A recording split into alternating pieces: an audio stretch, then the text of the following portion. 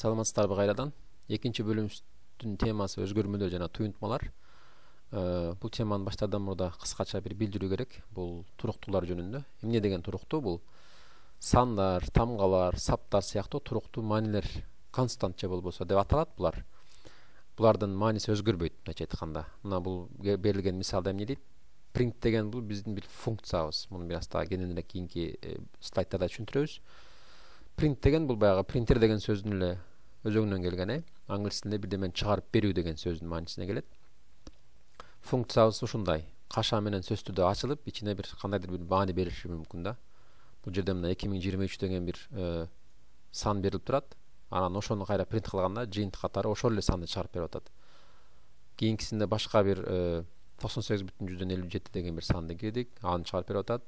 Анан кийинкиси sub болуп атат бул жерде. Салам дүйнө деген көңүл буруңуздар, бул жерде эки тырнакча, кош тырнакчанын ичинде бир сөз жазылып турат. Ошол сөздү болгондой чыгарып берип атат бул жерде. Бул туруктуулар эч качан өзгөрбөйт. Принттин ичинде кандай берилген болсо ошол сыяктуу бизге маани катарын көрсөтүп берет. Анан бул жердеги 3 мул сызыкча жана айткан болчубуз мурдагы сабактарыбызда эмне кылайын деген суроо болот атат. Ар биринде бир жумуш берип атабыз, жасап бүтүп кайра сурап атат бизден. Эмне кылайын деген сыяктуу. Эми туруктуулар жөнүндө маалымат билгенден кийин өзгөрмөлөргө өтөрдөн мурда резервдик сөздөр бар. Буларга да көңүл бурушубуз керек. Python'дун ичинде өзүнүн колдонулган ар бир сөздүн өзүнө жараша бир жумушу болгон резервдик сөздөр бар. Аларды дагы биз өзгөрмө катары колдоно албайт экенбиз. Бул жерде ошолордун тизмеси берилген.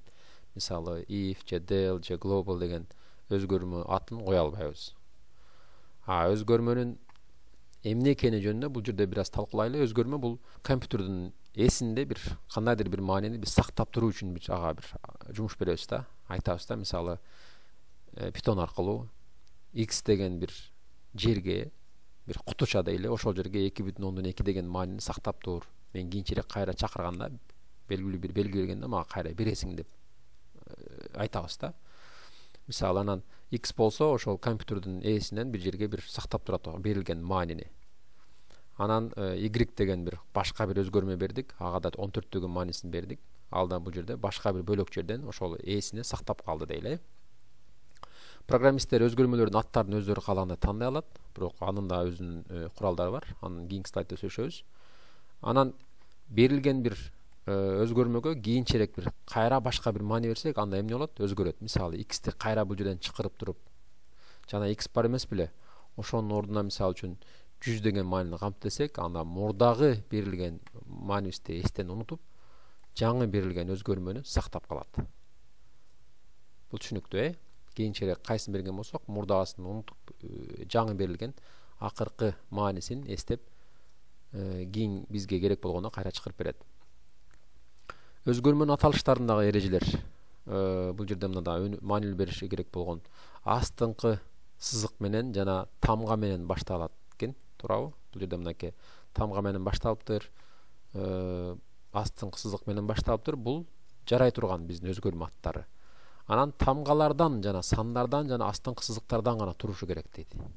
Эмне деген сөз?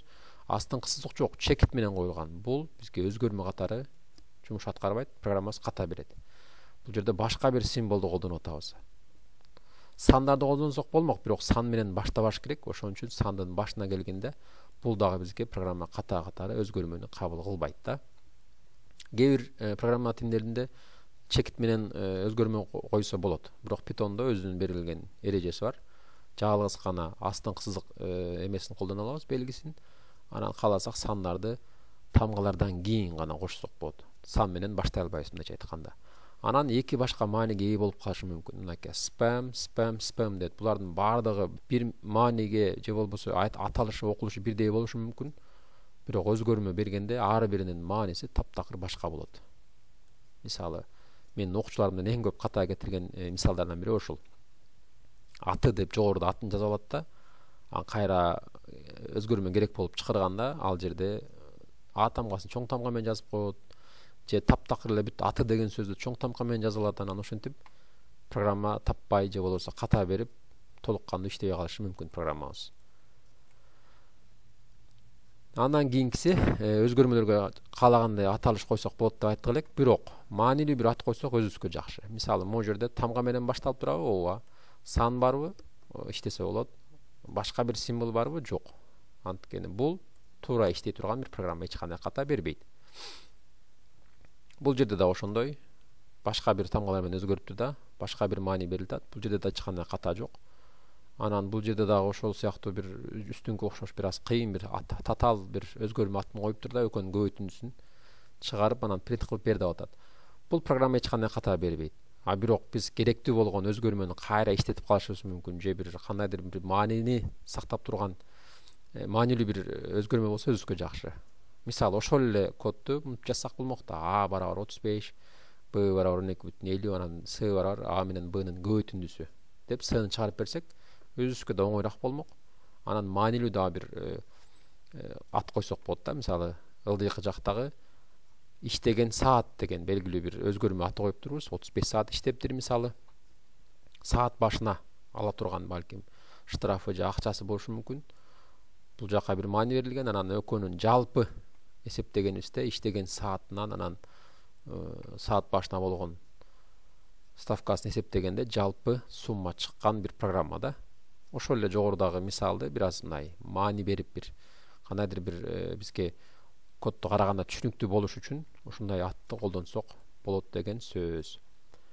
Андан кийинки темабыз бул жерде мындай жалпы кыска эскертип кете турган болсок, өзгөрмөбүз бул түстөгүлөр турабы? Андан кийин операторлорду колдонот экенбиз. Бул барабар деген ошол берилген туруктуу же болбосо ошол берилген маанини сактап калат бул жерде. Андан кийин дагы мисалы үчүн операторлор колдонушубуз мүмкүн да. Кошобуз, көбөйтөбүз, бөлөбүз деген сыяктуу. Аны дагы барабардан кийинки бу берилген өзгөрмөгө кошуп кайра ошол берилген аталган өзгөрмөгө сактап кетет. А бул сары түстөгү болсо биздин резервдик даяр болгон функцияларыбыз, резервдик сөздөрүбүз ал. Андан кийинки талкууланчу темабыз бул цифрлык туюнтмаларда биз билген ошол кошуу, кемитүү, көбөйтүү, бул баягы клавиатурабызда болсун же калькуляторда ошол астерикс деп коебуз, жылдызча менен белгиленет, бөлүү да ошол сызыкча менен белгиленет. Бул жерде бир балким көңүл буручу нерсе бул даража. Мисалы үчүн 4-түн кубу дегенди үстүнө жазылганда ошол эки астерикс менен белгилешибиз керек. Азыр мисалда бияктан көрсөтөбүз. А калдыктарды эсептөө үчүн процентти колдонсок болот экен. Мынакей биз бул жерде мына x деген өзгөрмөбүзгө 2-ни койдук. Экөөнү кошкондо канча болот экен деп кайра x'ке сактап атат. Принт кылганыбызда бул жерден 4 деп чыгарып берди. 444-тү 12 көбөйткөнүбүздө канча болот? Ошону чыккан санын y-га сактап туруп принт кылганыбызда 5280 деп жыйынтыгын көрсөтүп берди. А z деген өзгөрмөгө ошол y-дагы сакталган маанини 1000ге бөлүп туруп чыгарып атабыз. Бул жерде мынакей z-ти чыгарганыбызда 5280ди бөлгөндө 5,128 деген жыйынтык чыгып атат. Бул жерде jj деген өзгөрмөбүзгө 23 деген маанини сактап турбуз, санды. Анан kk'де эмне кылып атабыз? 5ке бөлгөндөгү калдыгын сурап атабыз. Reminder деп коет аңгыз тилинде. Модулда же болбосо ошол бөлгөндө канча калдык калган болсо ошону чыгарып берет. Мынакей 23-тү 5ке бөлгөнүбүздө kk'ден 3 деген жыйынтык чыгып атат. А бул жерде мынакей 4-түн кубу. 4-түн кубу биз математикада үстүнө жазган болсок, а Python'да 4 анан 2 астерикс менен белгилеп биякта кийинки санды жазсак болот. Кээ бир программа тилдеринде балким көргөн болушуңуздар да мүмкүн. Мына бир белги болчу, анан кийин жанына ошол санды жазганда 4-түн кубу деп эсептейт болчу. А бирок Python'до бул жерге 2 астерикс символун кошот экенбиз. Түшүнүктүү болду болуш керек. Анан кийинки эсептөө тартиби жөнүндө айта кетсек, биринчи ошол математикадагыдай эле кашаларды карайбыз. Бул жерде каша болбогондуктан даражаларды карайбыз. Даражабыз эмне? 2-нин кубун сурап жатат. Бул жерде 8 болот. Анан кийин көбөйтүү же бөлүү. Бул кааласак солдон оңду көздө эсептесек болот да турабы.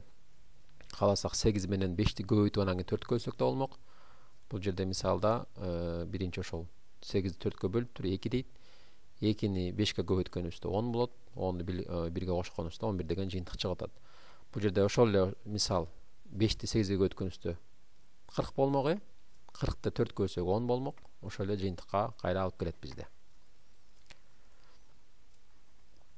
Анан сөздөрдү, саптарды кошуу деген бир маанилүү бир тема бар бул жерде. Программабызды байкап көрөлү. Аты деген бир өзгөрмөбүз бар экен. Бул жерде азамат деген бир констант же болбосо туруктуу бир ат жазылып турат, баш темабыздын башына айта кеттик. Эки тырнакчанын ичинде бир сөз менен туруктуу бир маани берилиптир. Экинчисинде фамилиясы деген жерде Муратов деген бир маани берилиптир. Анан биз принт кыларда айтып атабыз аты плюс бул жерге бир сап коюп атабыз, боштук болсун, андан кийин кайра фамилиясын кошуп атабыз. Ошол программабызды иштеткенибизде бул жерде азамат плюс боштук койдук могу жерде туурабы эки тырнакча менен. Анан Муратов дегенди мындайча айтканда эки өзгөрмөгө тиешелүү болгон маанилерди бир сапта бизге чыгарып берген учур. Бул concatenation деп коет, же болбосо саптарды, string сөздөрдү кошуп чыгаруу деген сөз. Эмнеге түшүндүрүп атабыз? Бул анткени программабызда аябай көп жерде кезигет, бирок андан мурда дагы бир маанилүү бир жер, маалыматтын түрлөрүн бир аз эскерте кетишибиз керек. 4 түрдө маалымат түрү бар экен. Булар integer, бул биз билген ошо integer бүтүн сандар, 5, 10, 20 деген сыяктуу. Андан кийин float numbers деп коет, бөлчөк сандар, 2,5, 7,8 деген сыяктуу. Андан кийин boolean же болбосо логикалык маалымат түрлөрү. Бул жерде туура же ката деген эки эле маани чыгат. Бизге ошол кандайдыр бир суроо берилген суроонун ичинен ошол жообубуз же туура болушу мүмкүн, же ката болушу мүмкүн, ошо эки эле жыйынтыкты берет. True же false деп коет аңыз тилинде. Андан кийинки акыркысы бул string. String деген бул сап же текст деп алсак болот. Буларды эмнеге түшүндүрдүк? Андан кийинки ошол темабызда аябай керектүү нерсе да. Бул жерде бир input деген функциябыз бар. Буну аябай көп колдонобуз, аябай керектүү, анан маанилүү бир функция. Бул функция жанагы резервдик сөздөр сыяктуу, буну колдоно албайбыз. Print деген сыяктуу эле. Input деген сөздүн мааниси негизи бирдемени кабыл алуу деген сөз. Output ошону кайра берүү деген сөз да. Inputта бул функция эмне кылат экен бул жерде? Аты деген бир өзгөрмөгө input кылып, анан ичине бир суроо берип атабыз. Атыңыз ким деп.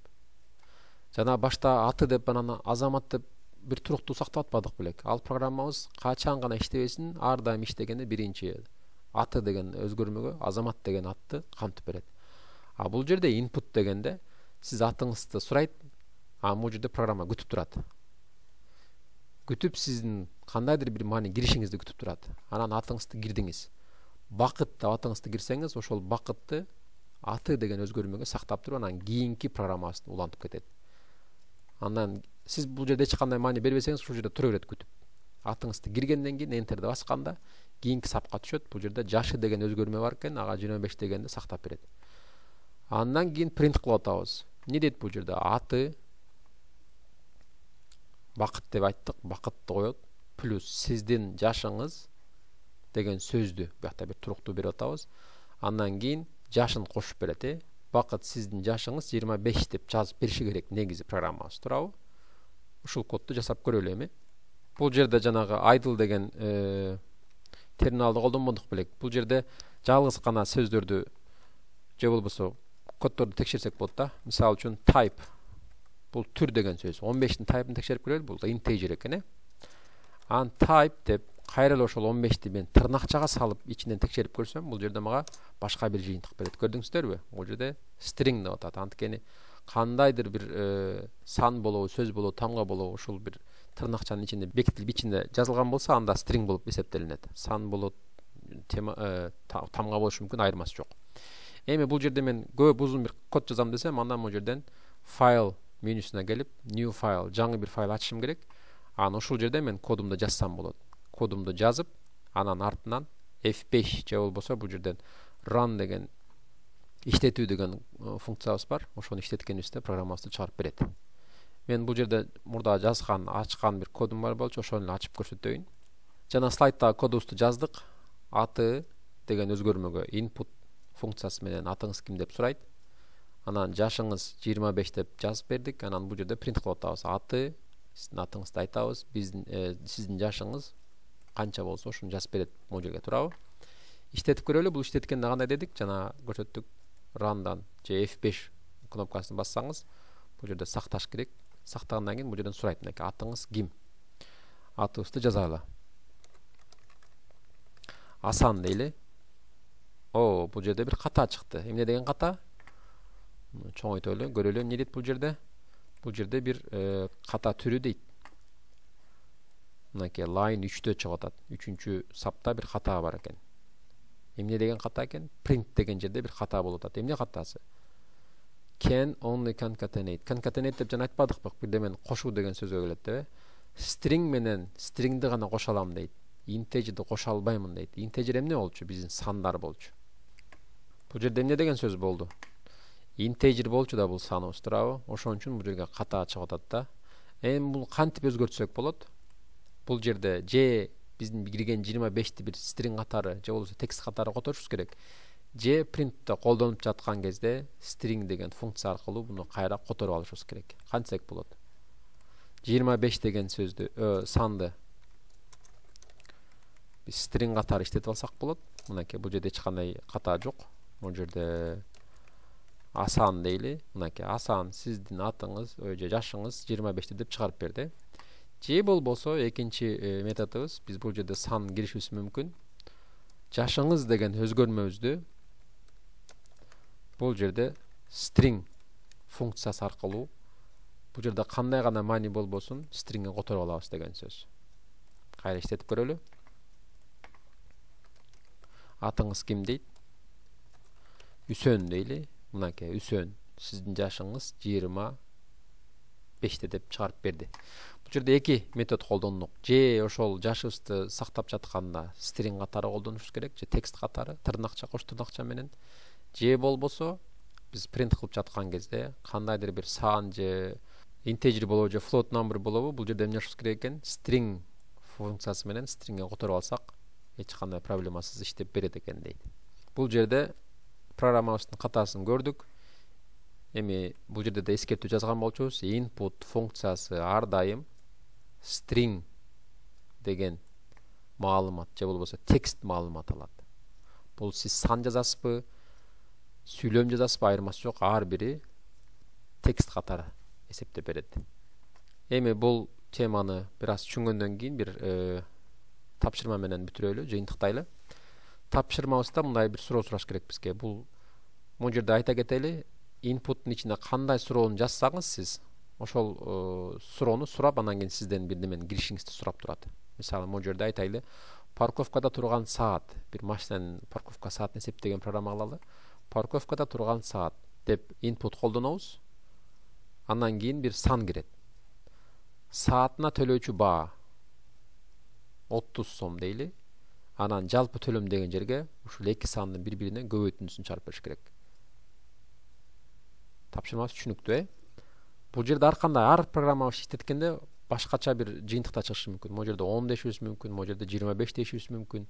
Кайсыл санды гана кирбейли бул жерге эки санды көбөйтүүсүн чыгарып берген программа жазып көрөлү.